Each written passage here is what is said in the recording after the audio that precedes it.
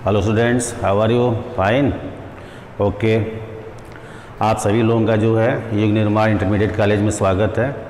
और आज हम जो है क्लास 10th का लेसन स्टार्ट करेंगे। तो लाइव प्रोसेस में ही जो है कुछ ऐसे पॉइंट्स है जो सारे जो सिस्टम हम लोग जो पढ़ेंगे, तो उससे पहले कुछ ऐसे पॉइंट्स हैं तो उसको हम लोग जान लें। जैसे आपका फोटोसिंथेसिस है, ये फोटोसिंथेसिस होता क्या चीज़ है, इसको थोड़ा सा हम लोग समरी के रूप में यहाँ पर जान लें। ये तो आप जानते हो कि क्लास 9 में पढ़े हो कि प्लास्टिड जो होता है उसमें आपका फोटोसिंथेसिस वो क्रिया होती है, क्योंकि हम लोग जो है प्लास्टिड को जो है किचन ऑफ सेल कहते हैं।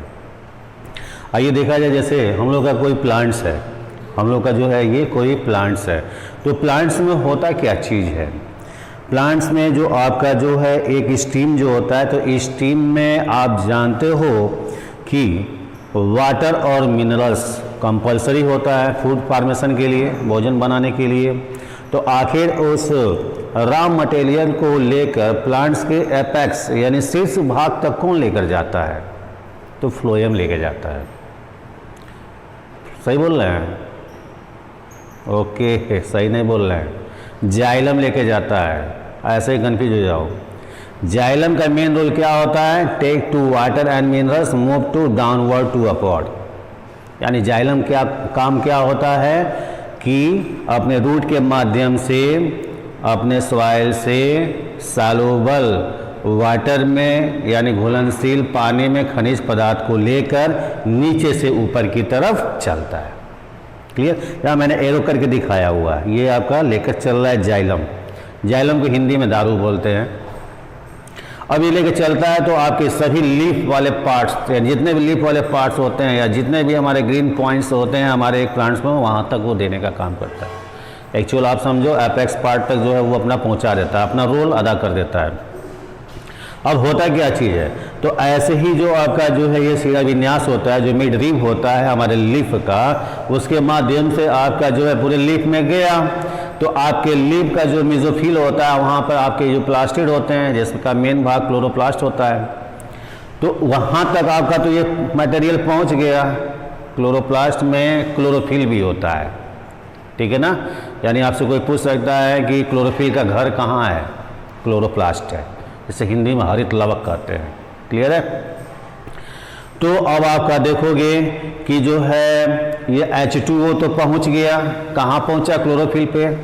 यानी ये आपका जो है क्लोरोफिल, यानी ये पोजीशन जो है आपका क्या, हम सपोज दैट जितने भी हमारे ग्रीन सब्सटेंस है तो उसमें क्लोरोफिल है, तो वहाँ ये आपका H2O पहुंच गया।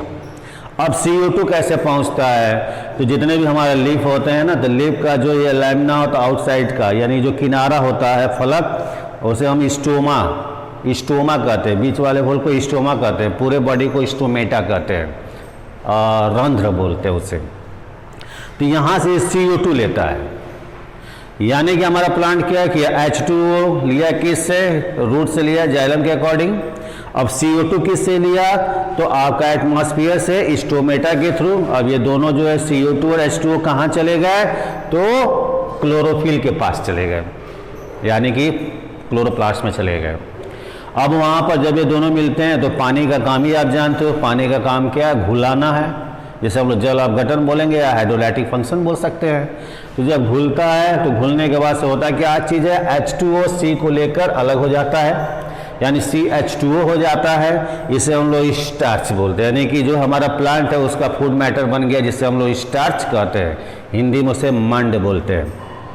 और फिर O2 आपका क्या हो जाता है, बच जाता है, तो O2 क्या होता है, रिलीज हो जाता है, O2 आपका निकल जाता है। तो इतना तो हम लोग जानते हैं कि आपका ये प्रोसेस होता रहता है। तो आप देखोगे कि आपका CO2 H2O कहाँ पहुँचा, क्लोरोफिल पर। फिर जैसे ही सनलाइट पड़ा तो आपका स्टार्च बना और O2 रिलीज हो गया, यहाँ पर शो अप हुआ है, लाइट पड़ रहा है, ये दोनों ही जो है आपके पहुंच गए हैं कहाँ, क्लोरोफिल पे। और आपका क्या प्रिपेयर हो रहा है, तो CH2O और O2। क्लियर है? तो आपका डे टाइम में ये प्रोसेस होता है। तो डार्क टाइम में क्या होता है, तो हम लोग थोड़ा सा समझ लें इसको। डे टाइम में ये आपका प्रोसेस हो रहा है और डार्क टाइम में आपका क्या होता है, उल्टा प्रोसेस होता है। यानी रिजर्विंग जो फूड होती है तो ऑक्सीजन क्या करता है, उस स्टार्च को ब्रेक करता है और CO2 और H2O निकलता है, और वही CO2 रात में हमारे पौधे क्या करते हैं, छोड़ते हैं। क्लियर? यानी डे टाइम में आपका ये प्रोसेस हो रहा है और डार्क टाइम में प्रोसेस ये हो रहा है। और एक चीज़ और बेटा ये भी समझना है हम लोग को कि मान लो फूड तो प्रिपेयर होता है, इसमें आपका और क्या होता है, एनर्जी भी बनती है। यानी इस फोटोसिंथेसिस में एनर्जी भी बनती है। इसमें आपका दो मेन प्रोसेस होता है, एक ग्लाइकोलाइसिस प्रोसेस होता है, एक आपका क्रेब्स प्रोसेस होता है, जो आप जो है सीनियर क्लास में जब जाओगे तो एक फोटोसिंथेसिस इसका लेसन ही है, उसमें हम लोग और पढ़ेंगे। क्योंकि आपका 10 राउंड यानी 10 कंपाउंड बनेंगे, ब्रेक होगा। आ रहा समझ में? वैसे दोनों नहीं होते। यानी एक माइटोकॉन्ड्रिया के भीतर आपका जो पढ़ते हो कि माइटोकॉन्ड्रिया क्या है, तो उसमें आपका कोशिकीय श्वसन यानी सेलुलर रिस्पायरेशन होता है, तो ब्रेक करता है। तो इसमें आपका ये O2 देता है और एनर्जी भी बनती है। यहाँ देखो ये आपका जो है फ्लोएम। अब तो मान लो ये फूड बन गया ना, यानी आपका फूड तो प्रिपेयर हो गया, तो अब इसको लेकर पौधे के अपेक्स पार्ट से लेकर और पौधे के जो लोएस्ट पार्ट है वहाँ तक कौन देगा।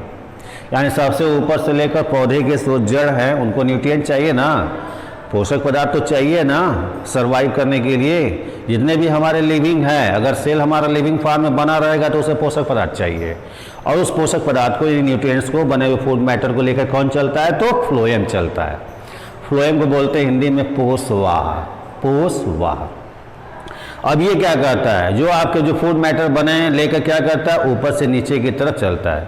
तो हम लोग अपने याद रखने के लिए कि हम लोग यह समझे कि एक प्लांट्स में ट्रांसपोर्टेशन की जो क्रियाएं होती हैं, यानी एक स्थान से दूसरे स्थान तक सब्सटेंस को ले जाने और ले आने का जो काम करता है, तो मेनली दो भाग होता है। पहला होता है जाइलम, दूसरा होता है फ्लोएम। जाइलम का रोल क्या होता है, take to water and minerals, move to downward to upward. Phloem का रोल क्या होता है, and take to food material and move to upward to downward. Clear है? आगे जो है इसमें जाइलम और फ्लोएम जो होते हैं इसके 4 पार्ट होते हैं, तो हमने एक एक भाग करके उसको बताया हुआ है। ये आपका जो है photosynthesis, and photo means light, synthesis means combined, यानी कि फोटो के प्रेजेंस में आपका ये बनता है। एक चीज़ और बता दें, थोड़ा सा डीपली नॉलेज है, आप सीनियर क्लास में जब जाओगे तब पढ़ोगे। जैसे आपका जो है 100% में लाइट हमारे प्लांट्स पे गिरता है, जिसमें से आपका जो है 83% ही प्लांट्स आपका जो यूज करता है।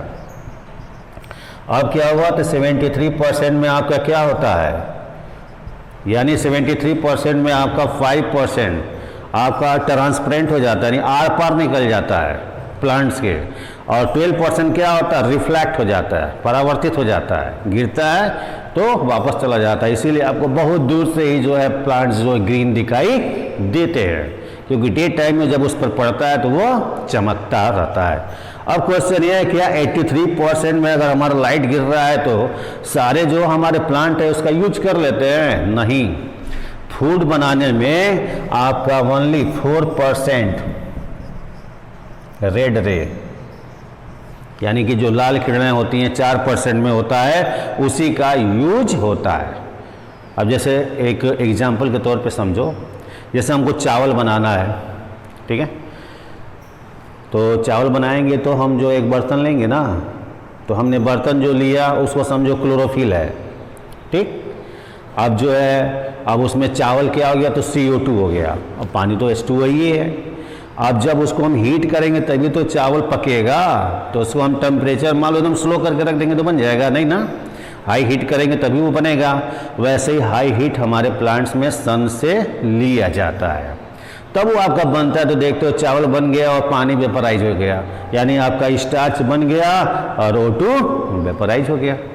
क्लियर? ये चीज़ आप लोग नोट कर लीजिएगा। और फोटोसिंथेसिस जो है इसका जो है मेन हेडिंग डाल के आप अपने लैंग्वेज में इसको नोट बनाओ, ठीक ना हो। जो समझ में ना आए तो आप जो है जो कमेंट में उसमें डाल देंगे, तो हम पढ़ के उसको और इजी तौर पर बताने का प्रयास करेंगे। ओके, लिख लीजिए।